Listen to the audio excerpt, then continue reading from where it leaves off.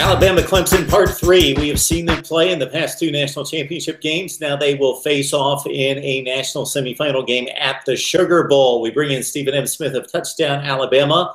Please join him on his show weekday afternoons, 2 to 4 Central Time on Fox 97.9, The Way It Is. Stephen, we bring you in on Wednesday nights, but sometimes we force you to work a little overtime if that's all right. It's not a big deal. You know, every day is marquee, and every day you try to bring sound conversation to the table, and that's my job, bringing sound conversation to the table. As I mentioned to Stephen before we started to record, this is, for a sports fan, you've got your favorite times of year. And for me, baseball opening day, there's just a number of them as you go through the year. And of course, college football being my avid focus when the bowl bids go out, not just the playoff bids. Of course, that's what everybody's focusing on in this hyper-focused era of the college football playoff. But beyond that, I like to see the Power Five teams mix it up. Michigan, South Carolina, Notre Dame, LSU. We could go down the SEC schedule of games in the postseason that intrigue me. So this is one of my favorite days in regards to anticipating those kind of matchups when we can start to compare some conferences in postseason play. But this one really means a lot because, of course, it's for a national championship berth.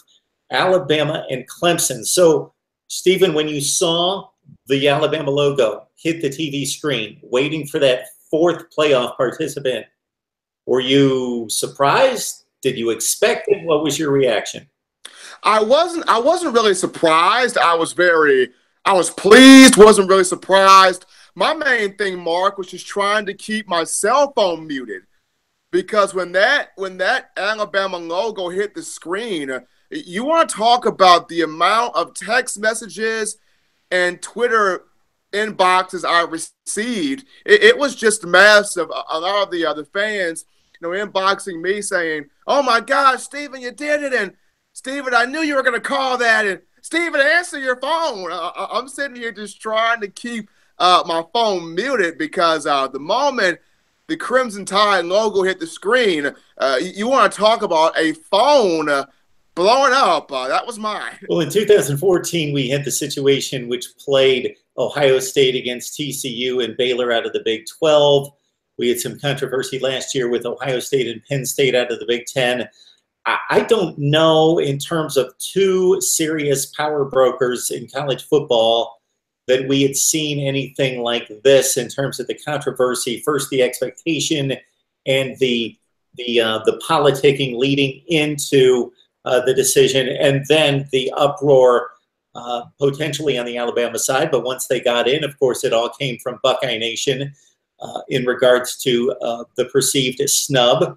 So just an interesting process there, and trying to weigh what the College Football Committee was weighing in regards to importance of wins and losses, ugly losses, quality wins, the eye test weighing into it as well.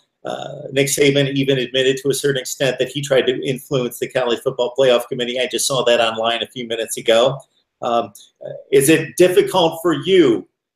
And I know a number of analysts that I saw on both the major networks last night, Fox and ESPN, that talked about trying to relinquish their allegiances.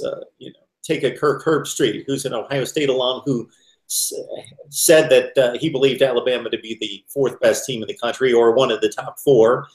So do you find yourself as a journalist on one hand and an analyst trying to stay unbiased, but also, of course, you have your allegiance to Alabama?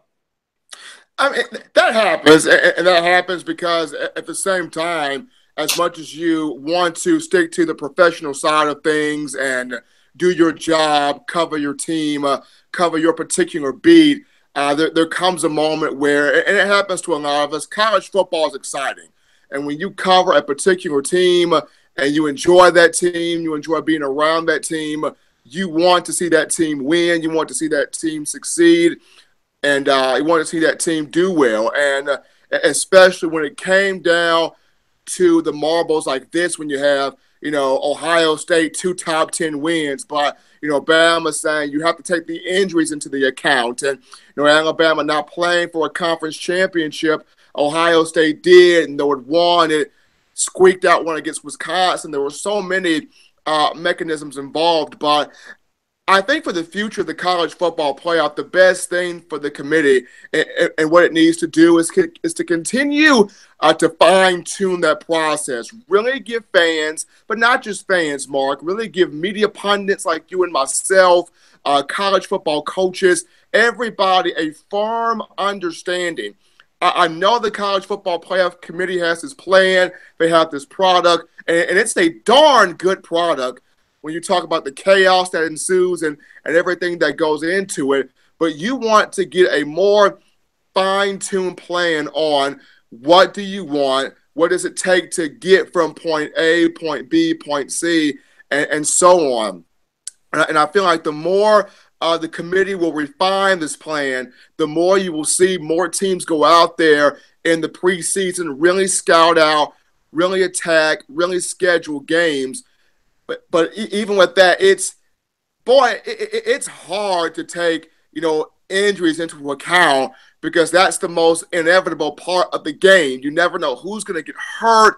You never know at what point in time they're going to get hurt. You don't know how big or how marquee the particular injury may be. There's just so much that goes on. But the main thing for the committee for years to come is making sure everybody has an idea of what you want to have happen and what they can do to put themselves in the best possible situation. And that's possibly what makes it difficult for Kirby Holcutt as the spokesperson for the committee to communicate what the committee was prioritizing, because there are 13 individual members and they have to come to a consensus.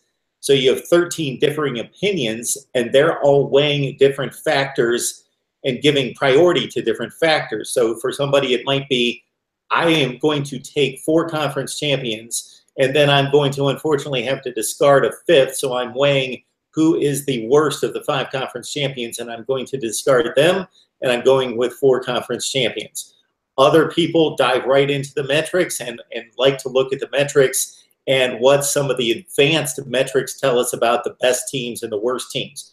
Other people look at the wins and weigh the wins, thinking, okay, the wins tell us how good can a team be, versus I know that maybe they faltered once or twice, but they can be this good because they showed us on a particular Saturday or 2 or 3 that they were able to beat top 10 teams. But somebody else, and we saw this play out heavily, looks at the bad losses. And wow, if we don't know what to expect of this team, how can we possibly put them into a 14 playoff if we don't know what to expect of them week to week? So you mesh all those together, and then somebody has to communicate that and speak for the entire committee when you have 13 differing opinions. Now, of course, they don't state that. We don't know individually how they look at these teams and what is important to each individual member, but then a spokesperson, Kirby Holcutt, has to come out and he has to speak for the entire committee and try to answer questions when it's 13 voices in the room, but it needs to be one voice exiting that room, and that has to be an extremely difficult process. So I do not, for as much as I have completely slammed the committee's decision today and last night, I do not envy them at all. Certainly, I would love to be on the committee, but I don't. I shouldn't say that. I would love to be on the committee, but I do not envy the decision making, because I think this one in particular was extremely difficult, and especially setting the precedent that they did last year in selecting a non-conference champion. And it's an impossible system to start with the 5 champions and the 4 slots, so they automatically are up against it and behind the 8 ball to begin with. So I certainly believe that they have integrity and follow the process and do their due diligence to try to select the 4 best teams. So I, from an integrity standpoint, think that they're doing a fine job. I just had a difference of opinion this time around. For Kirby Holcutt, this is probably the most pressuring thing because you've got the weight of so many fan bases riding on this decision. You've got the weight on so many radio and television and ESPN personalities riding on this decision. You got the weight on so many average Joes that are at home watching TV riding on this decision. I kind of wonder, what's the ritual, if there is one, that Kirby Hocutt goes through before making a statement? I mean, does he say like 5 prayers? Does he scratch his head like 3 to 4 times? Does he pop a peppermint and 3 pieces of gum like back to back to back? I just want to know, what is Kirby Hocutt's secret? Because you've got the entire masses leaning on a bridge waiting for you to make a statement. And the moment that statement does not please a particular sector, oh my gosh, run for the bridge, because you are getting pounded. So I'm just trying to say, what is Kirby Hocutt's process of getting to the floor and making that move?